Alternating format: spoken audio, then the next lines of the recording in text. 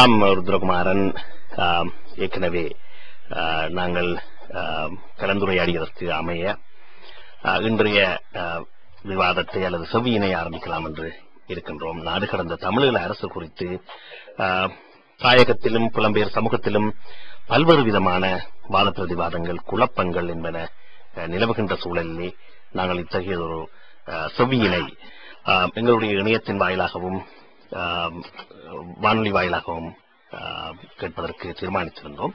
அதற்கு நீங்கள் இணங்கிக் கொண்டமைக்கு முதலாவது நன்றி தெரிவித்துக் கொள்கின்றோம்.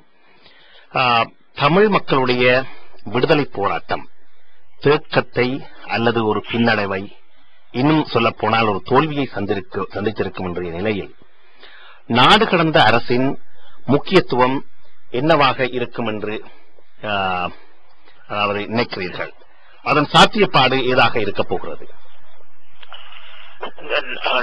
இந்த நாடு கடந்த அரசாங்க இந்த அரசியல் எங்களுடைய முன்னெடுப்பை எங்களுடைய விடுதலை போராட்டத்தின் வரலாற்று பின்னணியில் வைத்து நாங்கள் பார்க்க வேண்டும் என நான் கருதுகின்றேன். 1976 ஆண்டு வட்டுக்கோட்டை தீர்மானமும், அதைத் தொடர்ந்து 1977 ஆண்டு தமிழர் விடுதலை கூட்டணியின் வெற்றியும் அங்குள்ள தமிழினம் தன்னுடைய சுயநிர்ணய உரிமைக்கு முழுமையான ஒரு செயலுருவம் கொடுப்பதற்காகவும் தமது திறமையை பிரிவுவைப்பதற்கு கொடுக்கப்பட்ட ஒரு அரசியல் ஆணையாக கருதப்பட்டது. அப்ப அன்றைய அரசியல் தலைமை அந்த அரசியல் ஆணையை அங்கு சாத்வீகமான முறையில் அதனை நிறைவேற்றுவதற்கு முற்பட்டார்கள். ஆனால் அங்கு அந்த அரசியல் வழி, பொலிட்டிக்கல் ஸ்பேஸ், அங்கு அரசியல் வழி மட்டுப்படுத்தப்பட்டிருந்த காரணத்தினால், குறிப்பாக பேரினவாதத்தாலும் இராணுவ மிகைச்சத்திரங்களினாலும் பின்னர் 6வது அம்ச சட்ட திருத்தத்தினாலும் அங்கு தமிழ் மக்களுக்கான அரசியல் வழி மட்டுப்படுத்தப்பட்டிருந்த காரணத்தினால் அங்கு தமிழ் மக்கள் தங்களுடைய சுயநிர்ணய உரிமையோ தங்களுடைய திறமையோ அங்கு பிரயோகிக்கக்கூடிய ஒரு சூழல் அங்கு ஏற்படவில்லை. அதன் காரணமாக அதே நேரத்தில் சர்வதேச அளவில் விடுதலை போராட்டங்களின்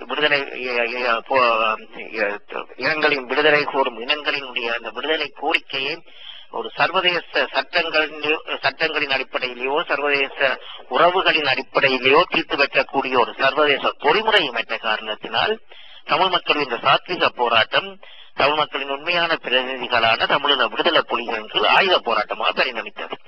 அந்த ஆயுத போராட்டமும் அதன் விளைவான நிகழ்வு பூர்வமான அரசும் ஒரு அரசியல் வழியை ஏற்படுத்தி தந்தது, ஒரு பொலிட்டிக்கல் ஸ்பேஸ் அதை ஏற்படுத்தி தந்தது. அப்ப அந்த அரசியல் வழியில் தமிழ் மக்கள் தங்களுடைய அரசியல் அபிலாஷைகளை முழுமையாக பிரதிபலிப்பதற்கும் தங்களுடைய சுயநிர்ணய உரிமைக்கு முழுமையான செயலுருவம் கொடுப்பதற்கும் தங்களுடைய இளமையை பிரதிபலிப்பதற்குமான அரசியல் வழியாக ஏற்பட்டிருந்தது.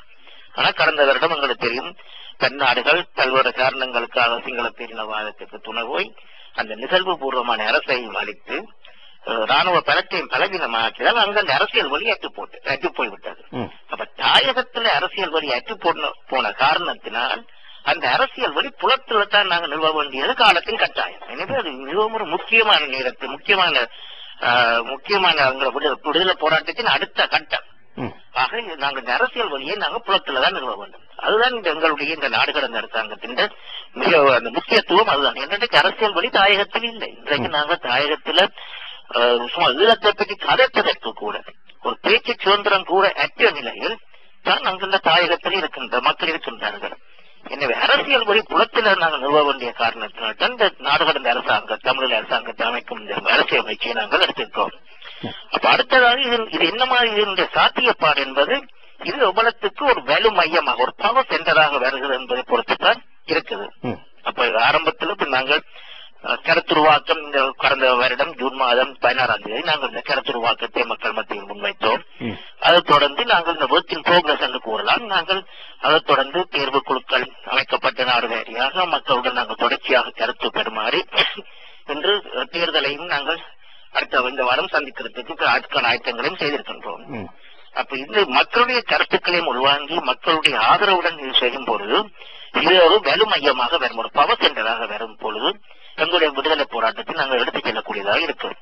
ஏன்னா உண்மையான இந்த யதார்த்த நிலப்பாடு இதை விட தற்பொழுது எங்களுக்கு வேறு விதமான வேறு விடுதலை போராட்டத்தை கொண்டு செல்வதற்கு வேறு மார்க்கம் இல்லை என்றால் நான் கருதுகிறேன். எனவே இதுகளெல்லாம் பார்க்கும் பொழுது இது ஒரு மிக முக்கியமான ஒரு அரசியல் முன்னெடுப்பு. குறிப்பாக தற்போதைய காலகட்டத்தில் இதுவும் மக்களுடைய ஆதரவுடனும் இது ஒரு வலுமையமாக வரும் பொழுது எங்கள் இந்த விடுதலை போராட்ட குறிக்கோளை சாத்தியமாக்கக்கூடிய ஒரு சூழல் ஏற்படும் என்றுதான் நான் கருதுகின்றோம். ஆம் ருத்ரா, நீங்கள் கூறியிருந்தீர்கள், அதாவது தாயகத்திலே அரசியல் வெளி என்பது இல்லாது போய்விட்டது. அங்கு ஒரு அதாவது பேச்சளவிலே கூட தமிழம் என்று பேசுவதற்கான சுதந்திரம் இல்லாமல் போயிருக்கிறது. எனவே புலத்தில் தான் இதனை சாத்தியப்படுத்துவதற்கு முடியும், அதை விட வேறு மார்க்கங்கள் இல்லை என்று கூறியிருந்தீர்கள்.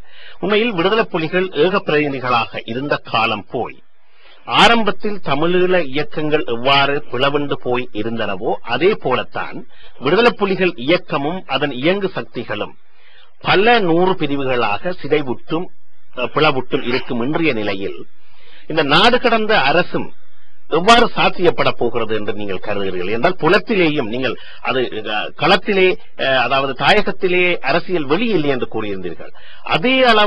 அதே அளவிலான, ஆனால் அதற்கு சற்று வித்தியாசப்பட்ட வேறு விதமான ஒரு சூழலிலே இங்கும் பல்வேறு முரண்பாடுகளும் பல்வேறு பிளவுகளும் மோதல்களும் தொடர்ந்து கொண்டிருக்கின்ற பொழுது இயக்கம், அதாவது விடுதலை புலிகள் இயக்கம் என்பது கூட இன்று பல வாராக முட்டி மோதிக்கொண்டிருக்கின்ற பொழுது இந்த நாடு கடந்த அரசு எவ்வாறு சாத்தியப்பட போகிறது? நீங்கள் கூறியது போல் புலத்திலாவது எவ்வாறு சாத்தியப்படும்? நடந்து முடிந்த பேரழிவு எங்க சமூகத்துல ஒரு பெரும் அதிர்வுகளை ஏற்படுத்தி இருக்கின்றது. இது தவிர்க்க முடியாத ஒன்று. ஒரு பெரும் அழிவு ஏற்படும் பொழுது தொடர்ந்து இப்படியான அதிர்வுகள் ஏற்படுவது வளமை. எனவே இந்த இதன் காரணமாக மாறுபட்ட கருத்துக்களும் நம்பிக்கையின்மையும் இந்த சமூகத்தில் வருவது அது இயல்பானது. அதுதான் நாங்கள் தற்பொழுது சந்திக்கின்றோம். அப்ப இதுல நாங்கள் ஒன்றை விரும்பி இதுல என்னதான் மாறுபட்ட கருத்துக்கள் இருந்தாலும் அந்த குறிக்கோள் ஒன்றாக இருக்குமாறு நாம் பார்க்கின்றோம். அப்ப குறிக்கோள் ஒன்றாக இருக்க இது எங்களோட இந்த அப்ரோச் தான் ஓரளவுக்கு வேறுபட்டதாக இருக்கின்றது. ஆனால் அதுவும் நாங்கள் மக்களுடைய கருத்து பரிமாறுகளை அது ஒரு விதத்தில் நல்லதாகவும் பார்க்கலாம். ஒரு விதத்தில் அது ஒரு புளூரலிசமாக ஒரு பெண்மத்துவமாகவும் பார்க்கலாம். அப்போ ஜனநாயக முன்னெடுப்புக்கு இந்த பெண்மத்துவம் ஒரு ஆரோக்கியமான, இந்த புளூரலிசம் ஒரு ஆரோக்கியமான ஒரு ஹெல்த்தியா இருக்கும் என்று நாங்கள் அதை பார்க்கிறோம்.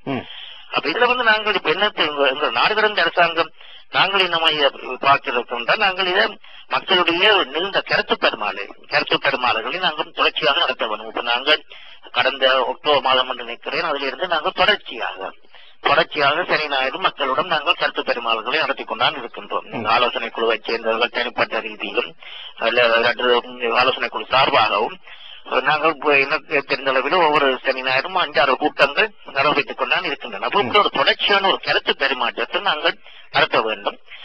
தேர்தலுக்கு பிறகு கூட நாங்கள் ஒவ்வொரு மாதமும் இப்படி டவுன் ஹால் மீட்டிங்ஸ் என்று வைப்பார்கள் மேற்கத்தினார்கள். அது மாதிரி நாங்கள் ஒரு கருத்து பெருமாள்களை தொடர்ச்சியாக மக்களிடையே செய்து மக்களுடைய கருத்துக்களை உள்வாங்கி மக்களுக்கு இந்த நாடு கடந்த அரசியல் ஒரு நம்பிக்கையை ஏற்படுத்தி அதன் மூலமாக நாங்கள் இதை கொண்டு போகலாம் என்று பார்க்கணும். இருக்கின்ற இந்த தற்பொழுது இருக்கின்ற இந்த கருத்து வேறுபாடுகள் எல்லாம் மக்களின் இந்த கருத்து பெருமாளர்கள் மூலம் அந்த வேறுபாடுகளை நாங்கள் நீக்கி நாங்கள் ஒன்றாக ஒரு எழுச்சிகளான சமுதாயமாக நாடு கடந்த அரசாங்கத்தோடு அரசாங்கத்தின் மூலமாக இதை நாங்கள் விடுதலை பயணத்தை நாங்கள் தொடர்ந்து செய்யலாம் என்றுதான் நாம் கருதுகின்றோம்.